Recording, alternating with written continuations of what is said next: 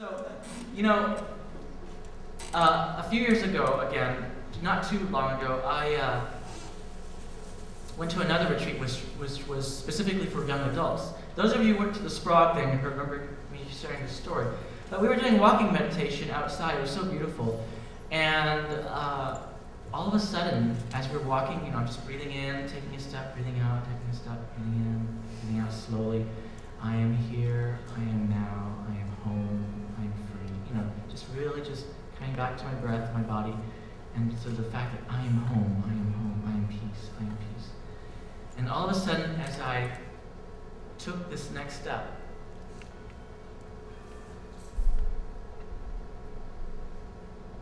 I had a revelation. There was bird shit everywhere.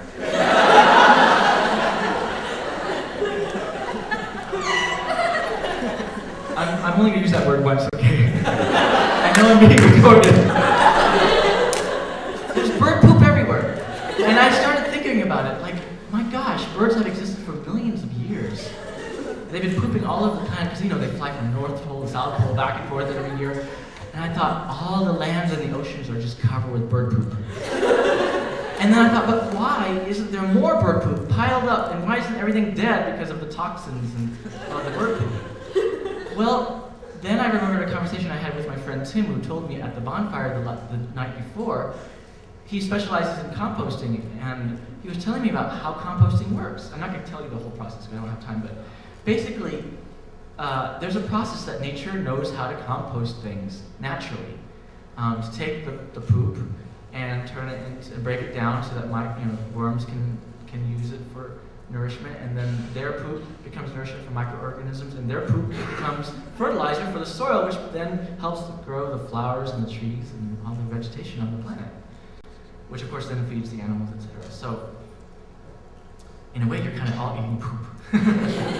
But because poop is made of non-poop elements, it's okay. Because it's not just poop. If poop was just poop by itself, you'd be in big trouble. Right?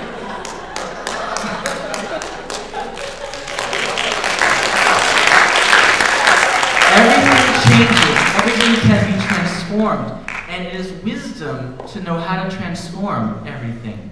It is wisdom to know how to take suffering, to take anger, to take fear, to take negative situations and turn it into compost, and turn that compost into fertilizer, and turn that fertilizer into peace, into love, into wisdom, into positive action and transformation. That's why we're here, to learn how to take this human shit and poop and turn it into compost, turn it into fertilizer, turn it into beautiful gardens of paradise. So this world can be the Garden of Eden that it was meant to be, to take it from another tradition's metaphor. Speaking of which, I want to share with you something here. I have here a copy of the Green Bible.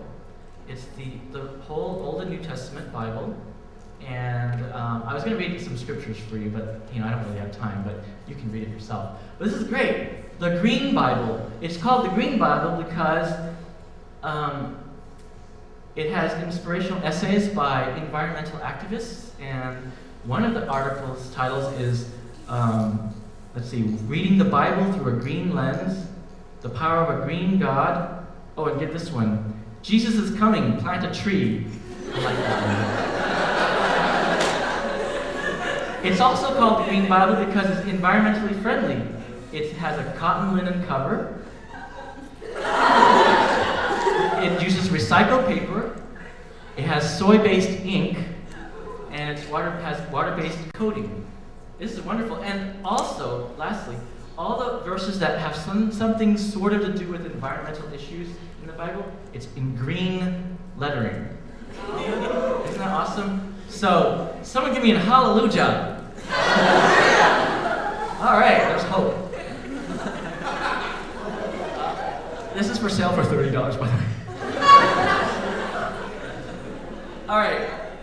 Another wonderful book that I really highly recommend from another tradition, which I won't mention right now, but you can guess. It's by my teacher, Thich Nhat Hanh, who teaches meditation and enlightenment. And it's a wonderful book. You have got it. Every environmentalist and activist has to have a copy of this. It doesn't matter what your religion, you just have to have a copy.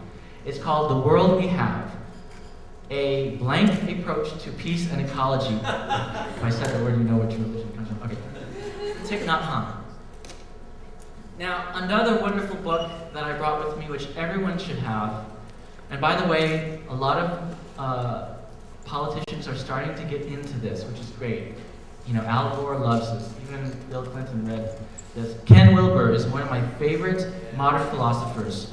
He is amazing. You have got to read his stuff, although it's kind of hard to read because he's kind of dense. But anyway, this is an awesome book because it's not just philosophy, it's practical. It's called Integral Life Practice, a 21st century blueprint for physical health, emotional balance, mental clarity, and spiritual awakening by Ken Wilber and his colleagues. So you have to get this. This is awesome. It's very practical.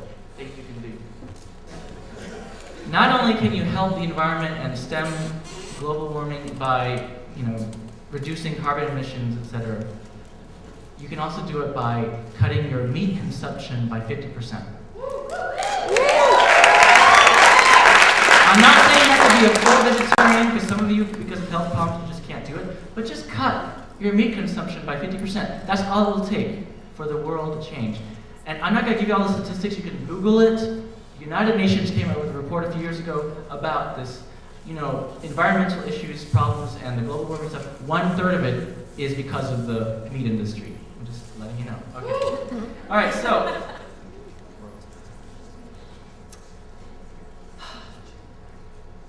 One day, my right hand was taking a hammer and trying to nail something in the wall, and I just missed, and I hit my left thumb.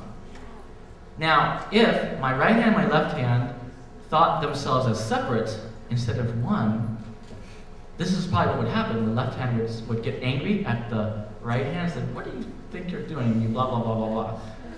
I'm not using certain kinds of words, of course, but anyway. And what if it tried to take the hammer? It's like, I'm going to take revenge, right? Now, would that be wise? Not at all. So, when we practice meditation, we actually will realize within our own being at a deep level the oneness of ourselves and each other and of other species and of the whole planet, of the whole universe. Now, you all might think, well, yeah, of course we're all one intellectually, but intellectual knowing isn't going to change the world. Look at the world right now. Has it really helped the world that much? No. You need to know it from the heart and in your gut and in your spirit. And meditation is, as well as other spiritual practices, are the most effective means of getting in touch with reality. See, meditation is not trying to get out of reality. I mean, there are some kinds of things that are called meditation just to make a big, quick buck out there on the bookshelves. But they're not really about meditation at all. They're just about escaping into some fantasy world, whatever. Real meditation, or mindfulness empowerment process, is about reality. Coming back to the reality of who you really are and what this world is really about. So, please practice meditation every day, whether in sitting or walking or eating or mindful hugging trees, I don't care.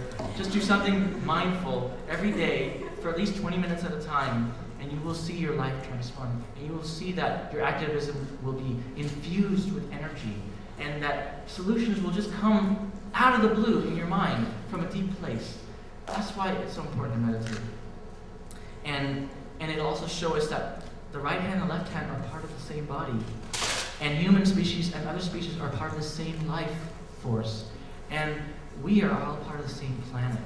So if we meditate, if we get everyone to meditate, conservatives and liberals, Democrats and Republicans, etc., and everyone else, we really will see and feel and experience the oneness.